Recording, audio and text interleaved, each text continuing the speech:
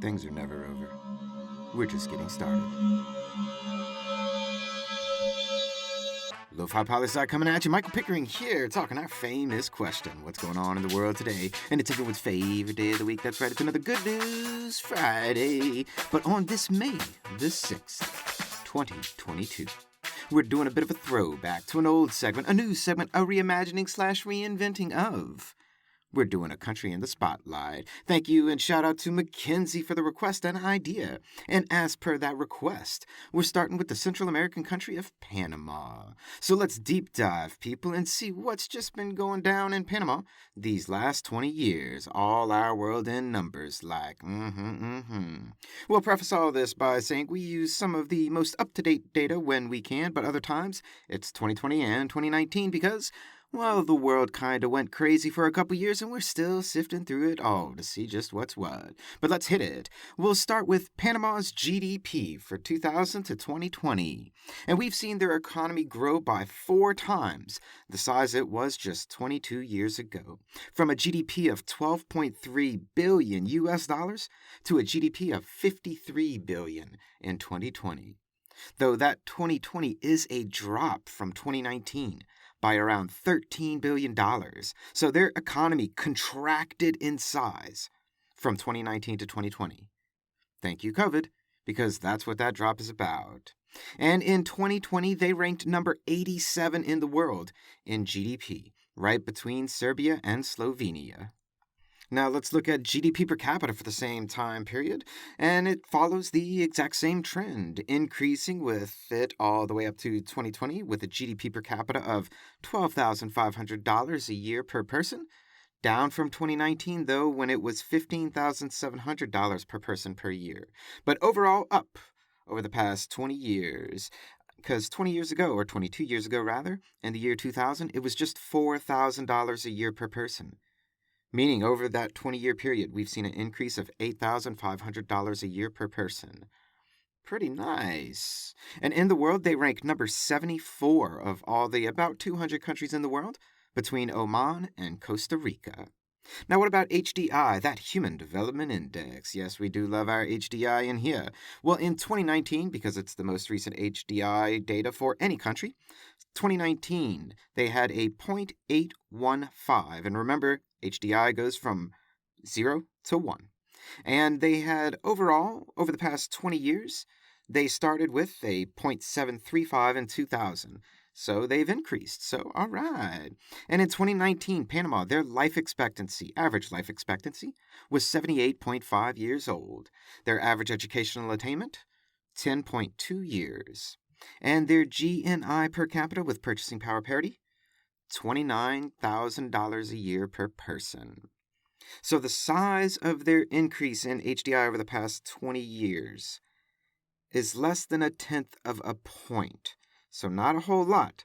And looking at the 3 component variables over the 20 years, the increase is, for the most part, directly driven by that GNI per capita increase. It almost doubles over the time period as far as GNI from 2000 to 2019.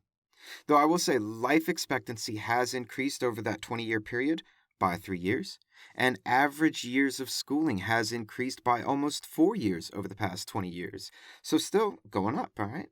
And Panama is number 57 in the world in HDI, between Bulgaria and the Bahamas. Now let's look at that Gini index. That's right, that measure of income inequality from 0 to 100. And in 2019, Panama's Gini was 49.8. Overall, decreasing in the past 20 years, so hooray, where it was a 56.6 in 2000. But that 2019 score of a 49.8 puts them at number 143 as far as global rankings of income inequality, right between Colombia and the Republic of Congo. And P.S., That's a really high score for income inequality that we'll definitely be coming back to. Now to Freedom House, let's go. Looking from 2006 to 2020, they've gone from an 83 to an 84 out of the 0 to 100 freedom scale. So Panama is free and democratic, and globally tied for number 60 with Mongolia, Poland, and Sao Tome and Principe. Now let's look at Transparency International, looking at corruption around the world. Panama is 105 out of 180, improving one spot from last year and tied globally for 105th with Cote d'Ivoire, Ecuador, Moldova, and Peru. And Reporters Without Borders, looking at media freedom in the world today, Panama is 74 out of 180, up from 2021 where they were 77th out of 180.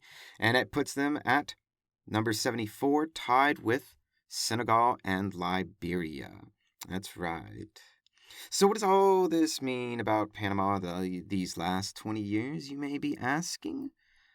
Well, they have developed economically a lot, increasing all their economic variables as well as raising their average life expectancy, their educational attainment, meaning their human development has increased as well, and their level of civil liberties and civil rights as far as democracy goes, it's pretty on par with the United States. So, looking good, Panama, looking good. However, their Gini Index score, their Transparency International score, and their Reporters Without Borders ranking. Well, this is what we're going to talk about for a second. You see, you may have heard of the Panama Papers before, or the more recent Pandora Papers. You see, these were leaked documents from different companies and different law firms that showed all kinds of unsavory characters hiding their money and doing all kind of shady deals in Panama. And the level of corruption reflects that these deals are done at the highest levels of government and in the business world. And that their media freedom ranking, when we take a closer look at it, we see that any journalist who starts reporting on anything from the Pandora Papers or the Panama Papers or corruption in general, they are quickly hit with a lawsuit to take them out of the publishing game. It's a way to censor them. But the business sector in the country and the government are the ones who are censoring those journalists because of the high level of corruption in there. And when you look at their level of income inequality in the country, a 49.8, that's really, really high, people. That's why they rank number 143 in the world, which really pans out because taken together with corruption in the country, censorship of journalism and censorship of covering of corruption, the shady business deals and government deals, the economic growth in the country over the past 20 years, it means it's unequally distributed to those at the top of the economic stratosphere. For a bit of reference, Panama has more income inequality than the United States.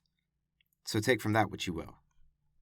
Now let's put all of this in the context of Panama is a pretty strong and consolidated democracy with lots of freedom for the people and at about the same level of democracy as the United States. Take from that what you will as well. But all this goes to show, even democracies have their problems, and corruption and income inequality is one of the major problems for all the major democracies in the world. They all face this same issue. Now, for developing countries that are also democracies, this can be an especially difficult challenge because, you see, economic development is extremely important to keeping voters happy and to keeping democracy going and to winning elections. So posting good numbers matters, like increasing your country's GDP by 4 times the size over 20 years. It looks good. But with income inequality so high in the country and top-level corruption so prevalent, both voters and business people and government itself all have to choose. Is that inequality and corruption as the price for doing business, just to slowly increase the quality of life for the regular person, really worth it? Because look, over the past 20 years, they have increased life expectancy and average educational attainment, and some of the economic development surely has found its way around the country. Just a lot of it hasn't. So the quality of life has gotten better. But there's still work to be done, for sure. The question for the people of Panama, and for all people everywhere, because all countries have corruption, no doubt, but how much corruption and how much income inequality is too much? Now that answer will vary depending on who you are and where you are. Panama, people, a great place, beautiful biodiversity, protected waters, a place I definitely want to see. Back in a second, chill to the tunes while I get my hydration on.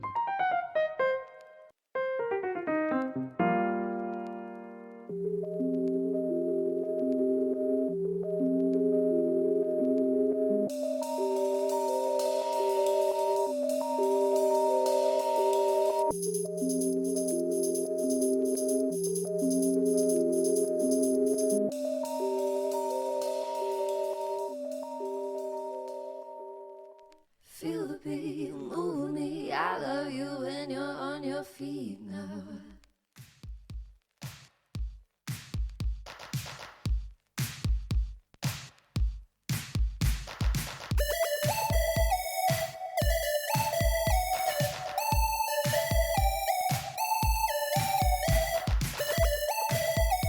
And we're back with some last pieces of that goodness to send you on your way. And you know, Latin America and Mexico always get shade thrown at them for drug cartels and making America a horrible place and blah, blah. Ridiculous stereotypes, people. Just stop, smile, and say thank you for the wonderful people and diversity that they bring to us. And you know what? You celebrating Cinco de Mayo like it's the 4th of July and you don't even know what it means. You don't know anything about it, but just next time, say thank you and stop yourself from those stereotypes. Because the drug cartels, we got one for you. Well, the United States is most certainly not without our own drug cartels. Oh, yes, all right. Indeed, Lo-Fi listeners, you know where I'm going. May I introduce you to the latest of U.S. drug cartels? Self-proclaimed Walgreens, who settled a lawsuit with the state of Florida this week for $683 million for their wrongful role in the distribution of opioids. Thank you, Walgreens, for finally admitting you're a true drug cartel.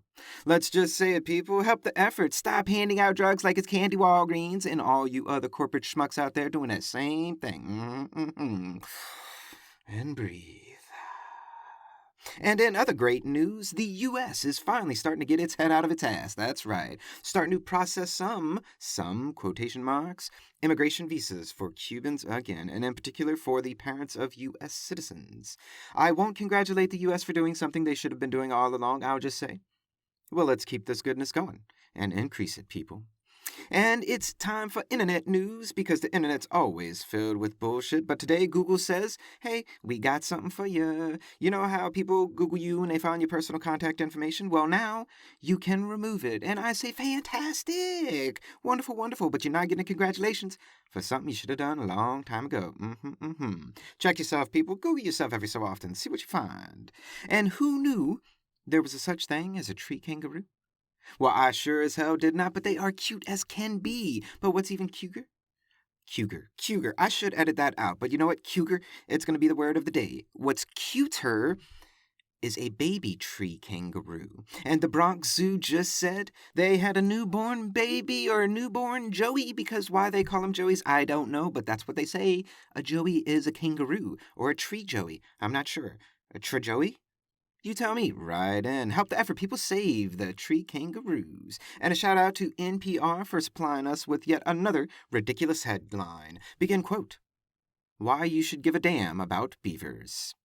Love it, NPR. Keep rocking the content. Help the effort. People save the beavers. And a last piece of news to send you on your way to the weekend.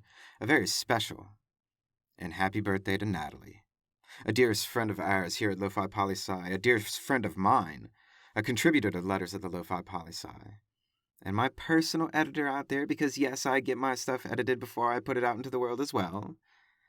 But most importantly, happy birthday to an amazing human being. Thank you so much for always being there, Nat. For being you. And I hope you have the most wonderful of birthdays. And do yourself a favor, make it a birthday week-long celebration. You know you deserve it. Much love, Nat. And that's a brief snapshot of what's going on in the world today. Check out Letters of the Lofi Poli Sci coming out tomorrow, peeps. And it's not a cliche or a catchphrase. It's a lifestyle. Always remember that Lofi Poli Sci is more than just me. It's the we that we be. Talk to you soon, Lo-Fi listeners. Pickering, signing off.